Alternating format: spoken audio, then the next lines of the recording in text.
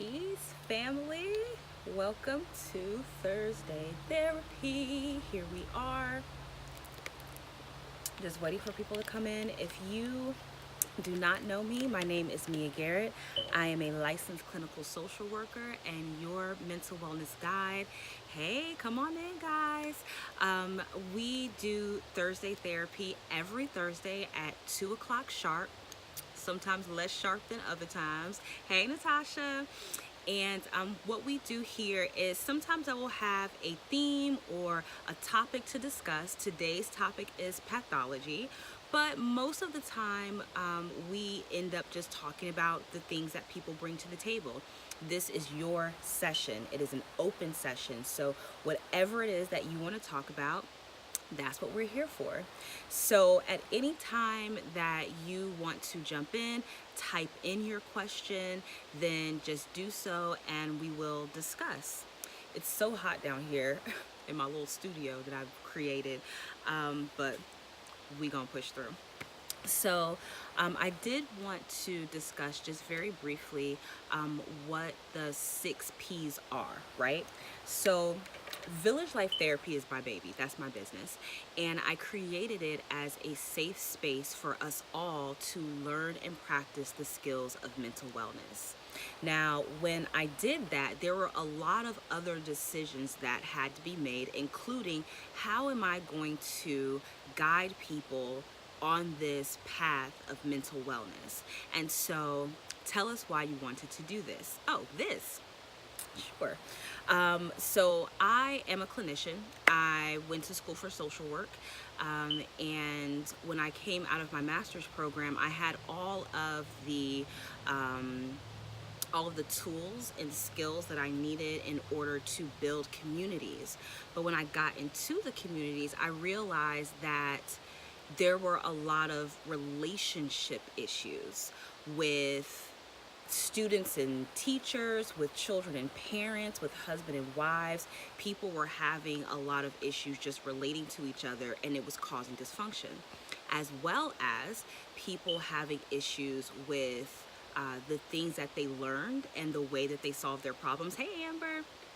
And that was affecting the way that they were able to have access to their goals, how they were able to meet their own needs. And so Village Life Therapy is a different model than to diagnose somebody with, something like anxiety, because we all experience anxiety or depression. Even though those things are real, a lot of times us as clinicians, hey, we are forced, for lack of a better phrase, to diagnose with people with, especially associate licensed clinicians, or clinicians that don't even have or are working on their master's degrees, working under supervision.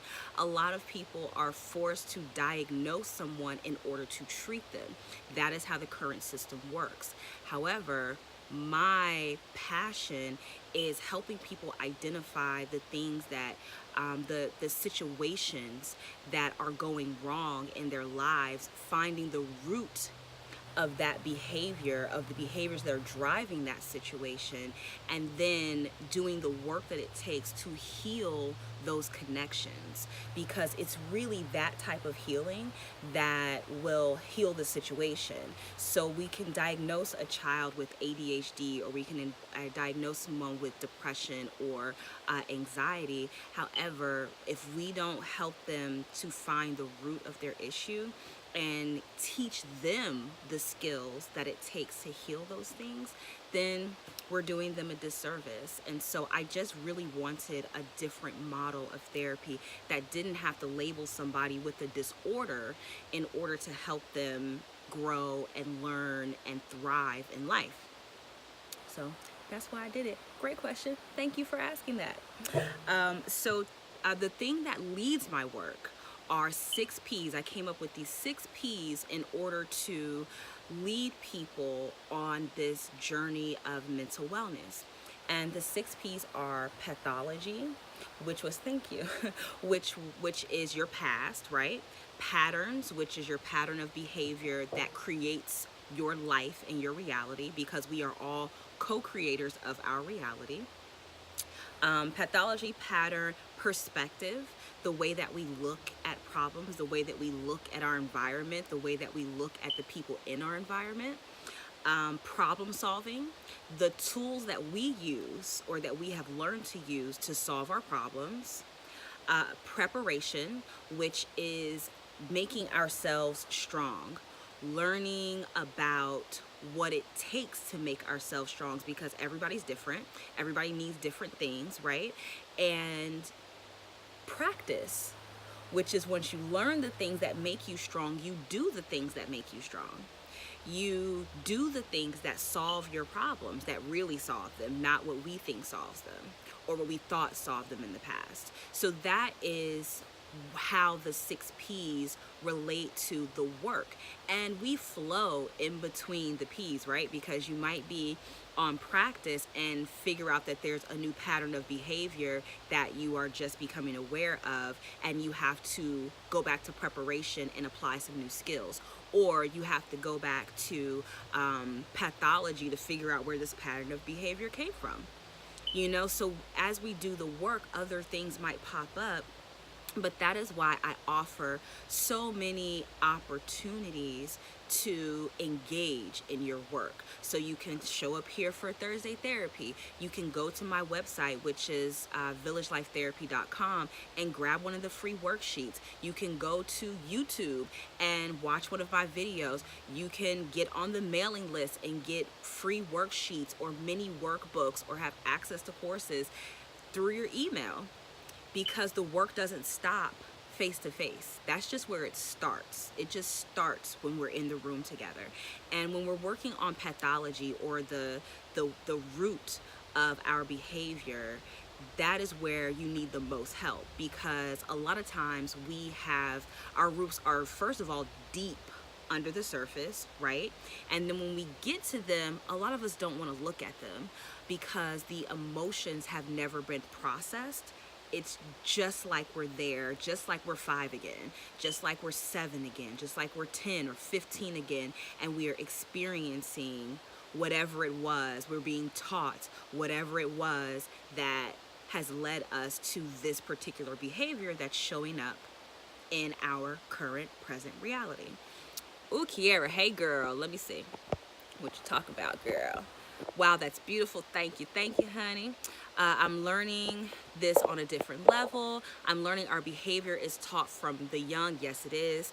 We have to unlearn what we learned and learn a new way of thinking. Yes, absolutely. Oh my God, you're hitting on so many great points. Thank you, girl. Hey, Maisha. So the thing about pathology, you're absolutely right here that we have to unlearn the behavior, right? However, we got to look at it first. We have to be able to look our trauma in the face. And let's talk about trauma that happens in our childhood, right? So there are really big things that we all as a society deem as traumatic experiences in childhood. This is abuse, this is neglect, this is maybe abandonment, this is an accident, like a bad car accident or some kind of medical illness. Like, these are common traumas. But there's something else called adverse childhood experiences that are just as meaningful, just as impactful, and will cause as big of a rift throughout your life, and we will attach our behaviors to it when they're not processed. A good example of an adverse childhood experience is moving. When I was growing up, we moved every 3 years, right? Now you can imagine this could be really fun. A lot of people grow up in one town their whole lives and they get bored, they get stuck sometimes. I have seen so many cities in America, it's not even funny. And my parents did a lot of traveling overseas before us kids were born. But in doing all of that traveling, I did not learn how to form lasting friendships. And we can imagine why. Simple, right? Because I never had to. I never had to keep in touch with people. I never had to cultivate and go through some of those issues that happen when you've been friends for more than 3 years or 5 years, or you knew each other when you were 7 and you still are friends at 33. I don't have any relationships like that. My longest relationship is chosen, not family, is the one that I have with my husband. And so, and you can imagine how the lack of those skills will show up in my longest relationship, right? But we still love you. Thank you, Amber. I love you too, boo. And the reason why we're friends now is because you accept me for who I am. So, we look at pathology to identify the root cause of some of our behaviors. But the first thing that comes up is the behavior, right? So really, we might not even start at pathology. We may start at pattern or problem solving. We might start talking about, okay, so what are some of the things in your life that you would like to see improve, and what are your behaviors that are contributing to keeping this this pattern or this experience going? What are the behaviors that keep this experience afloat? It could be that you continue to engage in it. You know, there could be let's say that you have a friendship that is over, but you can't let it go. And there's something there. It has turned codependent at this point. And we use phrases like codependency to identify an unhealthy relationship where two unhealthy people are getting their unhealthy needs met from one another. Like we call a lot of relationships between addicts codependent, right? And so if you have a codependent relationship and you know that it's time to end the relationship, your pattern of behavior could be the one it is showing up to the relationship. And that might be the behavior that we say, okay, well, what taught you to hold on to a relationship no matter what, right? No matter what. Perception, the way that you look at a thing. Absolutely, Amber. It could be the way that you look at relationships, and that is why you continue to show up. And perception is also a learned behavior. All of these are. How you solve your problems is learned behavior. How you see things is learned behavior. Can you remember back in your past when your mom used to talk about other people? Or your dad used to talk about other people? Or they used to just talk about what was going on in the news? And the way that they talked about people or situations, and when they gave their opinion, that's how you formed your own opinion. Now, we're not placing blame on anyone for our experiences because we are always co-creating, but we are identifying where it comes from, because then we get to choose, do we want to keep it? Is this something that we want to hold on to? Is this belief system something that we want to carry on into our adulthood, through our adulthood? Or is it something that it's time to release, right? So I got to keep up with my notes, y'all. And remember, this is your session. And so if at any time there's anything that you would like to touch on, or if there's anything that you want to talk about, absolutely just chime in. Hey, Kimani, just ask your question and we can pause on the topic or the theme, because there's already a long video up on YouTube that explains all about pathology. But this is for you. This time is for you. And so ask your questions right in the middle of it, and we'll address it. This is the village. Here you are. This is your safe space.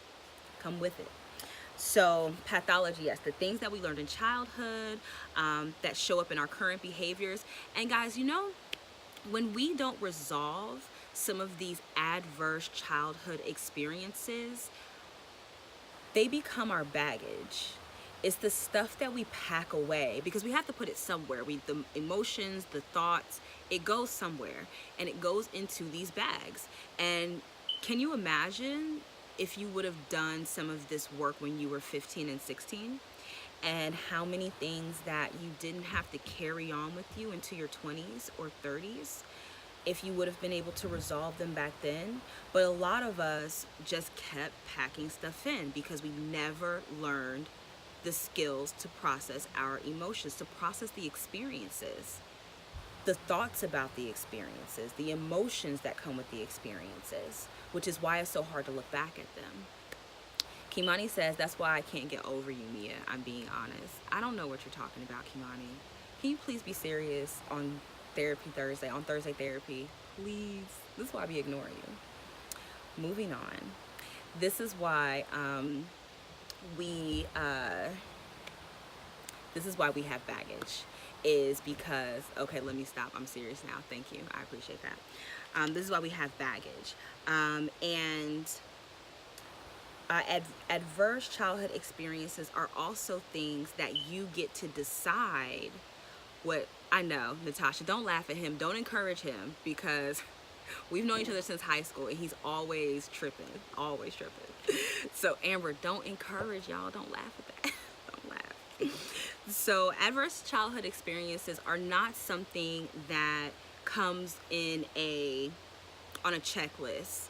Like, we can say that abuse or a car accident or chronic illness or a loved one dying, death, these things are traumatic for children. These are on a checklist. But adverse childhood experiences are very personal. These are things that you went through that affected you, that maybe you had to sweep under the rug, that you could not identify as something that hurt you or affected you. You may not even have had the language to talk about your feelings or to talk about how a situation was being processed in your mind, how a situation was coming up for you in your mind. You know, even something like you're spending the night at your cousin's house and they have on a really scary movie. And that movie stays with you for weeks or months because it was just something that was really impactful. That can be an adverse childhood experience. Or even that your mother left you overnight at a cousin's house. Nothing in particular happened, but you felt really abandoned. You felt like she was never coming back. And you had to spend the whole night dealing with the feelings of thinking that your mom's not coming back to get you. And you still, those things still come up for you in adulthood. Those are adverse childhood experiences. Anything, getting lost, misplacing something that was important to you, or years, like how we are still scared of the It movie. Exactly. Or even watching, I can remember watching Boys in the Hood, right? No, you're not late, girl. You right on time. We're just really getting started. I remember watching Boys in the Hood and Menace to Society. Now, I remember these movies so vividly because they were so violent. Did you say pickles? You are such a stereotype pregnant woman. Such a stereotype of a early pregnancy at that. Eating pickles. All you need is some ice cream. So, I have to remember to read everybody's comments so that on the YouTube upload it won't look crazy, because your comments don't come up on YouTube. So like I said, I remember watching the movies Menace to Society and Boys in the Hood, and I remember them so vividly because they were so violent, and I was not allowed to watch movies like that at home.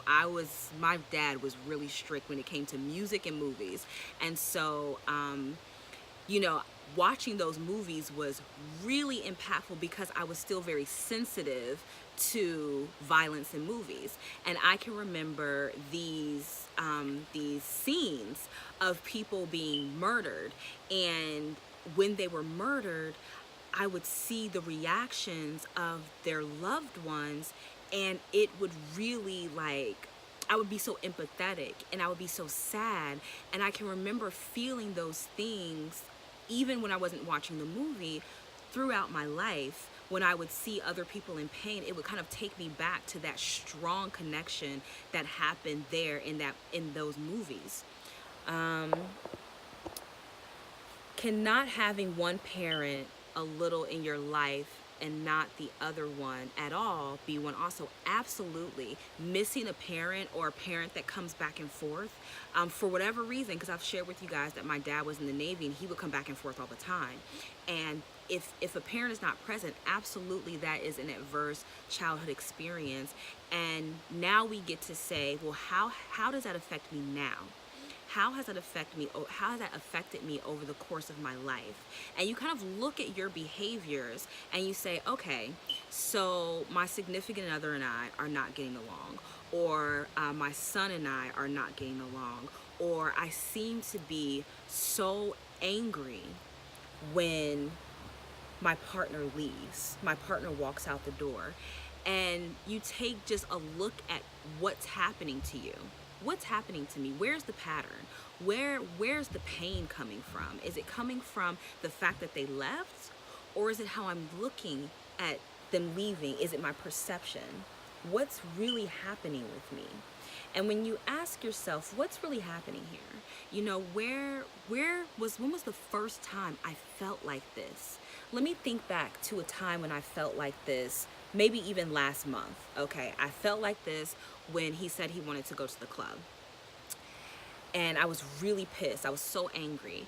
And then, okay, let me think 6 months back. I felt like this when, and maybe it was a different significant other, when we had spent all day together and it was time for him to go home. Wow. I felt like this when my brother said he was moving out of town 2 years ago. He said he was moving to a different state. And you just keep going back through your life and identifying the same or very similar feelings until you can pinpoint the first time it happened. When was the first time that you really experienced this? And it might be that the feelings get more and more intense the further you go back into your memory of when was the first time I felt this. Which is why it's important to have partners when you're doing that kind of work. Kimani says, or even your significant other leaving with a warning. Don't trust. And make you not trust the next one. Exactly, leaving with no warning. Exactly, Kimani. A partner that just ups and leaves will cause feelings of abandonment. And when you don't have closure, you know, closure is a big thing, but closure is not something that you do with other people. Closure is a process that you do with yourself, right? However, we think that we get closure from getting questions answered from other people. Now, nobody can ever answer all of our questions. It's because some of our questions are for us to answer. However, when we are unable to have some type of interaction with a person, especially a lover that just pops up and walks out of your life without any explanation, you then turn that mirror inward and you start questioning yourself. You start questioning, what did I do? Why did they leave? What happened? Where did I go wrong? They had to have left because of something that I did. And you don't get to answer any of those questions because they've gone, and you don't trust other people. And if you don't process that experience, if you have nobody to talk to, if you don't recognize that this may be a pattern in your life, if you don't see it as maybe something that happened to you when you were 15 or 10, or, you know, an aunt left, or a favorite uncle, or a brother, or a sister, or a parent. You know, we have to look for the adverse childhood experiences that these situations in our lives trigger. And here's another thing about adverse childhood experiences or trauma in childhood, the things that teach us how to be, even if it is the conversations that we hear our parents have. Hey, it's Hawk, peace. The conversation that we watch our parents have, if it is experiences, the way that we watch our parents relate to others, the way that they treat us, the way that they use guilt and shame to monitor or control our behaviors. However you learn to solve certain problems, when these things start to come up, we have to be able to travel back and see what they're connected to. And once we see what they're connected to, Then it's time to say, is this something that I want to keep, or do I need to make up a new belief about it? And I think that is totally okay to make up new beliefs. It's okay to do research on the things that are important to you. For instance, hey Nick, for instance, I was not as into astrology 5 years ago as I am now. I could never tell you anything about moon cycles the way that I can now. I didn't even know what a waxing and waning moon were. However, I did know that my emotions were on this cycle. And my emotions being on this cycle caused my relationships to also be on a cycle. And for me, what I was taught about my emotions as a young girl is that you don't show them. We don't have time for feelings around here. We don't have time for emotions. And so just deal with it. And a lot of us are taught that. A lot of us are taught, just deal with it. But how? How do we deal with it? I know there's a lot that has triggered me. Absolutely. Is there anything in particular that you like to talk about during our session here that you can share, that you feel comfortable sharing with the group, that we can all work out together? Even if it's just one thing that's a little lighter than the others, we can work it out here. Because the trigger is just the check engine light. The trigger is the alert to say, something's going on here. Pay attention here. And I just wrote an article for Gray Love Media. Plug. If you guys go to my my feed, whatever was it called, timeline, or my page, and you can click on the article and get access to the site that it's on. In the article, I'm talking about how defensiveness, if we become defensive at any time, that we can pay attention to that and use it to inform our knowledge of self. Use it to inform, okay, well, what am I defending? There's some questions that come after. If I get defensive, why am I getting defensive? What exactly is being defended here? Is it a belief system? Is it a perspective? Is it a thought process? And if I'm defending it, do I really want, is this something that I really want to hang on to? Is this something that just needs healing inside of me?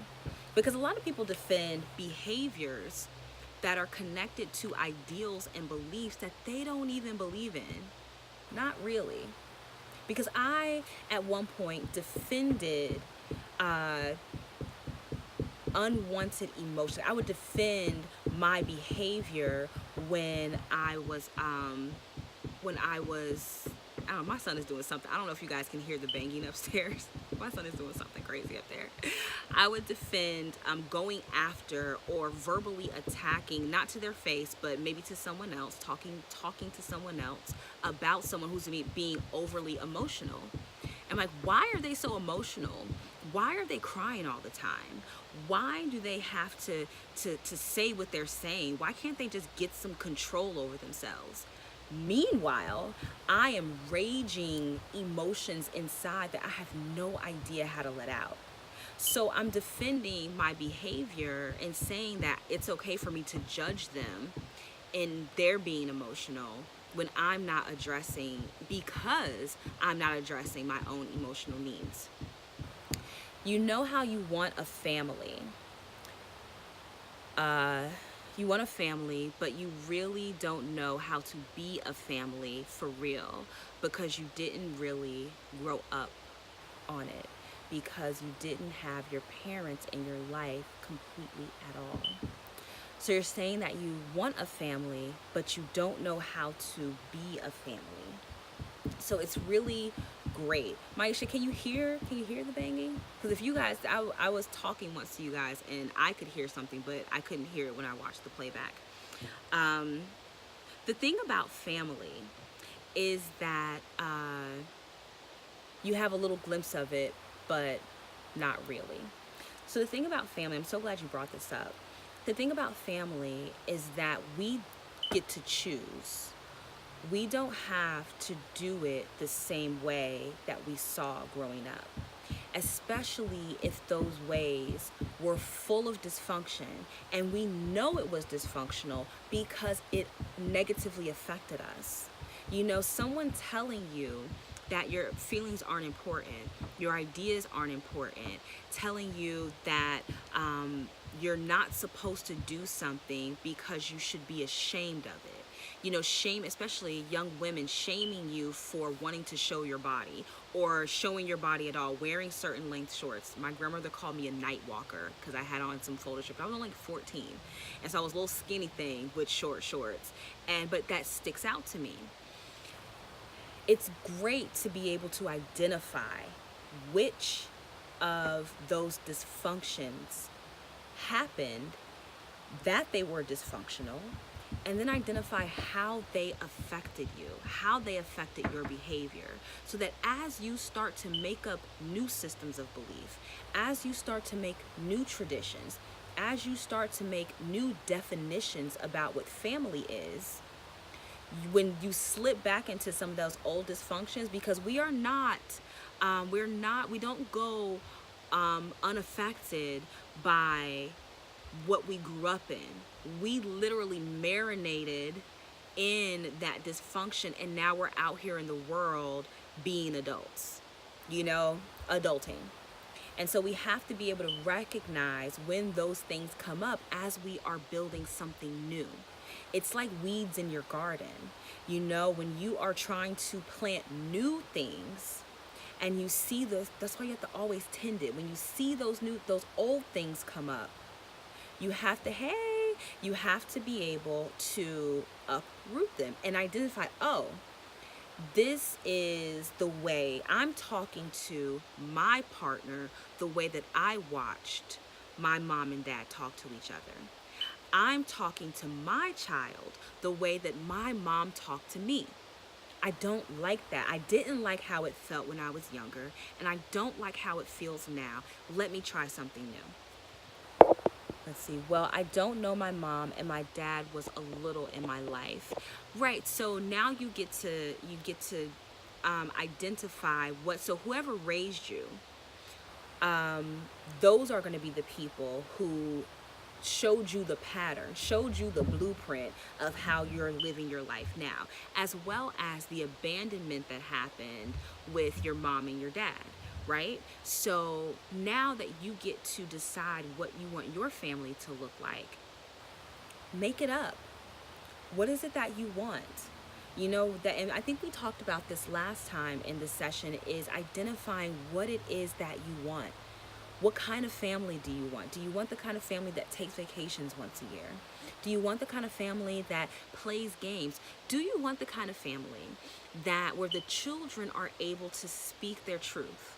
That was something that was important to me, but I struggle with it so much because in my belief system, deep in my belief system, kids just are not allowed to say certain things. You're just not.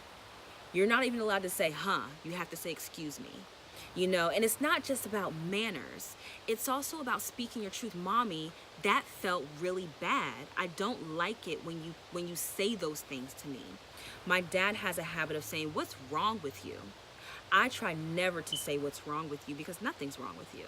But when I do say it and my child comes back to me and says, Mommy, you really hurt my feelings. Are kids allowed to say that in the family that you're building? I wasn't allowed to say that my parent hurt my feelings. I was never allowed to say that my parent was lying either. When we both know you lying, son, but it's disrespectful to say it. Even when an adult is wrong, you're never allowed to correct them. And I don't want to be that kind of parent that cannot be corrected by a child. And it can be in a respectful way, but you have to teach it. So if you want something new, you have to be able to build a new blueprint. You have to be able to build that path as you're walking it. There's a song on T.I.'s new album. It's Big Old Drip is the name of the song. And the chorus says something about walking down a road that was never paved. So you are the one that's paving this new road for yourself. And there are resources, you've got support out here, but you just have to look in places other than where the dysfunction lives. So you don't go to your aunt or your uncle, you don't go to your dad or the people who raised you in this dysfunction and say, hey, how am I doing with this? You know, I want a cloth diaper and breastfeed for the first 2 years of my child's life. How am I doing? You can't go there. You have to build new networks, new support system, new ways of doing things, and just whatever it is you want, you can have. Kim says, I agree. I have this beautiful family now, but I don't have healthy examples growing up. So I sabotage mine now like I'm good. I don't need a husband. But we both know that's not true. And it's not that you need a husband, you want a husband. You want a husband in the house to help you father your children. You want a husband in the house so that you can have a healthy relationship, a healthy love ship right there in your home. I love being a wife. I love being in the house with my husband. But when I look at my parents, it's terrifying sometimes to see the arguments that they have and know some of the history that they have and say, God, I do not want that for my marriage. But I don't really have another example other than my grandparents. And I didn't live with my grandparents every day to see how they functioned and how things worked on a day-to-day basis. So I don't know how to capture what they had and bring the things into my marriage. And so I have to, it's trial and error. I gotta try something and then evaluate it. And then I have to recognize when my adverse childhood experiences are coming up through my behavior. You know, I have to see these things. I have to always be doing this work. And it's personal work. This is work that I do by myself, not necessarily with my husband. It blossoms and blooms in the relationship space between me and my husband. That's where I can practice the skills. And that's why it's so great to have a partner, whether that be a best friend or a husband or a wife or a coworker or a place of business or whatever. It's great to have these spaces, or here on Thursday Therapy. It's great to have these spaces to practice some of these skills that we want to learn in order to show up as new people, to show up as someone that has the family that you want. Okay, let's see. Y'all be so behind on these comments. Sorry, but my typing skills right now, it's okay. Exactly, I need to find my truth, my voice, and be able to talk about what I feel instead of being afraid. Absolutely. Maisha says it's very important for a child to be respectful when correcting an adult. Yes, ma'am. Granddaddy said grandma was always right. That's why they lasted 67 years. Maisha is my first cousin, so it's absolutely right. I remember before Granddaddy passed, and I think this was that same month, October, it was my honeymoon. Satu and I were there, and I asked Granddaddy, you know, I said, what is it that makes a marriage last almost 70 years? And he said, it's submission. I submit, that gave me chills because I hear his voice. I submit to her and she submits to me. And that's how we work it out. And I try so hard, and I wish I could have had a follow-up conversation with him about, okay, well, how do I submit when I don't want to? Because that's what I watched in my parents' relationship. My mother is not a submissive woman. Carla is not a submissive woman. Carla is a boss, okay? She is the boss. And so that's what I saw. And so now when I get coupled with my husband and he is expecting some submission going on, and I'm like, shoot, well, my mama runs that relationship, you know? And I watch also my grandfather submit to my grandmother all the time. Bertha Lee is a boss too, okay? So when I'm watching, leave mama alone, you know she a boss. And so when I'm watching these women, these strong women in their relationships, and again, this is all pathology. All of this is where we learned how to be in our relationships, where we learned how to be in our lives, in our reality, in our experiences. Hey, Zaire. This is where we learned.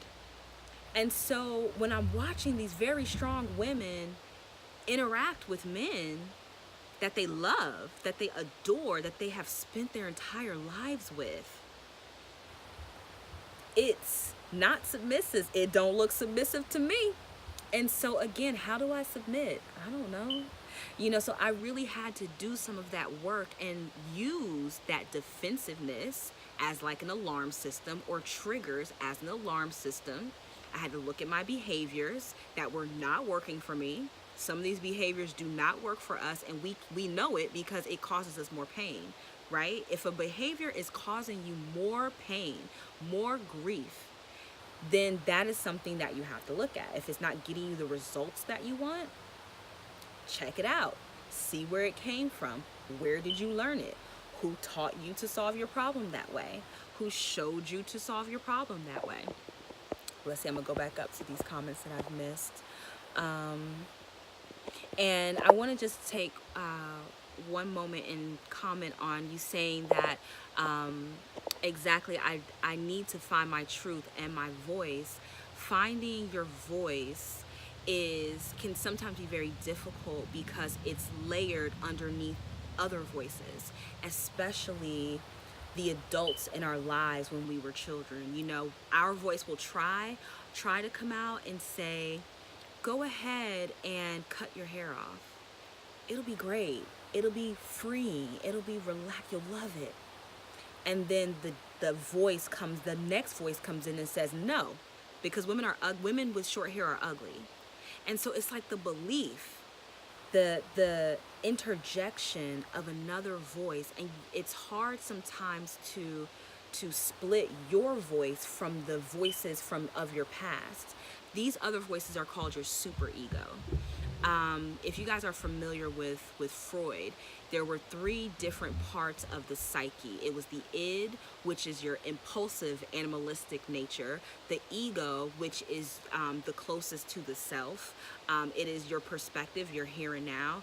And then there's the super ego. And the super ego is like the pathology. It is your parents' voice. And I love this explanation of it. The three of them are like the horse, the driver, and the man riding in the back. And the horse that's driving the cart of the self is your id. That is like the impulsive drive. The driver that's holding the reins of the id, your self-control, that's your ego. Then the man in the back, or the woman in the back of the cart, who's telling you, go that way, slow down, you're going too fast, take a right here. Don't you think the horse needs some water? That's the super ego. And sometimes it is very difficult to decipher whose voice you're hearing in your inner thought. And this is not like hallucinations. This is our inner dialogue, which we all have, right? We all have different voices that come up into our mind. It sounds like us, but it's the root of it is someone else's belief system, someone else's set of thinking. And so the first step to finding your voice is paying attention to which thoughts are yours and which thoughts come from someone else's source, someone else's belief system, someone else's way of thinking. Let's see. I highly agree. A Fit Mommy Therapist says, I highly agree, but what are your suggestions on if the child is stubborn with authority? Once calmer, they can be more easily redirected. Are you talking about if a child is wanting to correct an adult, or give me a little bit more information on that? Or for example, constantly interrupting instruction. So if a child is constantly, so now it's like a parenting, right? If a child is constantly interrupting instruction, then now we have a communication problem. See, sometimes as parents or adults, when we interact with children, we look at everything as respect, right? We look at everything as, listen, you're being disrespectful when you're interrupting me, or you're being disrespectful when you say certain words, or certain words in certain ways. But it's about more than just being disrespectful. It's about learning communication skills. So a child is more impulsive than an adult anyways. And so if they continue to interrupt, you can give them a tool. Like something like, okay, let's say I have this bottle of water and I say, listen, when I have the bottle of water, it's my turn to talk. When you have the bottle of water, it's your turn to talk. And you can pass this back and forth to each other. And you can even explain, listen, I'm using this because I can hear that you have a lot to say, validating their thoughts and feelings. And I want to hear them. However, when we're talking to each other, I can't hear you if I'm talking, and you can't hear me if you're talking, and we need to hear each other. It's very important that I hear you, and it's very important that you hear me. And so if it's instruction time and it's just one child or two children and you have something that you can hand to them, or one thing to say, okay, it's your turn to talk, now it's your turn to talk, now it's my turn to talk. That is a tool, and that's a part of that problem solving. What are you bringing out of your toolbox into the reality of your experiences to solve your problem? Okay, going down, going down. It's hard to listen to everyone else but yourself and how you feel. Exactly. It can be very, very difficult for to listen to other outside voices, but you don't always have to do that. You don't have to listen to anybody's voice but your own. And sometimes you have to get very quiet and practice meditation and just practice being quiet in order to give yourself an opportunity to hear your inner voice, and if you need to stop hearing the things that other people are saying, it's okay to separate yourself as well. If you're living with them, go to your room. If they control the space, because I understand as young people we don't always control our spaces, right? Let them speak. Don't engage, because if you engage, then the conversation continues, and what you need in the moment is to be quiet and be able to do reflection. So just try just being quiet with yourself. Okay, Fit Mommy Therapist says 9 years old. Well, they want to be heard, but understanding the instruction or discipline. So it is 90% of the misunderstanding is not listening. Active skill, trying to teach, but I just don't know. Okay, I love the water bottle idea. Not always possible. I will try that. Yeah, and it doesn't have to be a water bottle. It could be anything in the environment. You can pick up a rock off the ground if y'all are outside. You can have a pillow off your couch. You can use anything. Like, I'm in the basement right now, so there's a bunch of stuff down here. There's a baseball glove. I have this case that I keep my tripod in. I have books, whatever it is that you have in your atmosphere. A pen, anything. You can pass back and forth and say, okay, and here's another thing. Tell your kids at the very beginning what the purpose of the communication is. Listen, I see what's going on up here. I see what's going on, and this is what I do. This is how I parent, with this finger right here. This is me in mommy mode. I see what's going on here. This is what I'm about to do. I am going to give everyone a direction, something to do. And when I'm done, I want you to go do it. And then you're going to get but mom, but okay, I told you what I want. This is our talking piece. When I hold it, yes, sorry, my child. I apologize for interrupting. Hello. All right. Can I use electronics, like my Switch and stuff, since it's the last day of school for me? Did you do homework? No. That's an easy one. No. What are you doing upstairs too? Are you banging on something? Oh no, that was me. That was me. Squishing ice pop. Ice pop. That's what I thought. I can hear you though, so don't do that again. Okay. And go ahead and get your homework done. And then once I'm done with this, then we can talk about electronics. Okay. He's saying goodbye. All right. Thanks, Beth. So I know that's my 12-year-old. I was saying that this is the talking piece, explaining to your children, this is our talking piece. I'm going to speak first, then you can speak, then you can speak, then hand it back over or hand it to mommy. And it just, using something like this really slows the conversation down. And another thing that I think happens in just speaking about the speed of the communication, when we're, especially when we're out in public, we're just trying to hurry up and get the behavior to stop. And especially with young children, like I have toddlers, it can be really difficult to do something like that really fast, especially if you're just starting the new skill, you're just introducing a new skill. So it's important to have plans for when this happens outside of home.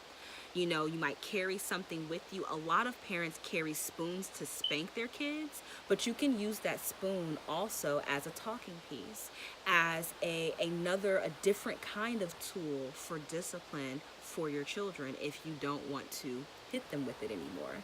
And we can go into how spanking and hitting children affects them. That kind of discipline can be an adverse childhood experience, especially when it's associated with milestones.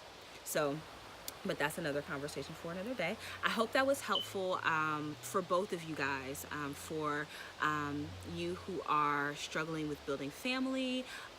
Kim, I know you were in there too, having questions about family, as well as fit mommy therapists who need some tools on communicating with 8-year-olds. Lord have mercy. 8-year-olds, 9-year-olds, 12-year-olds.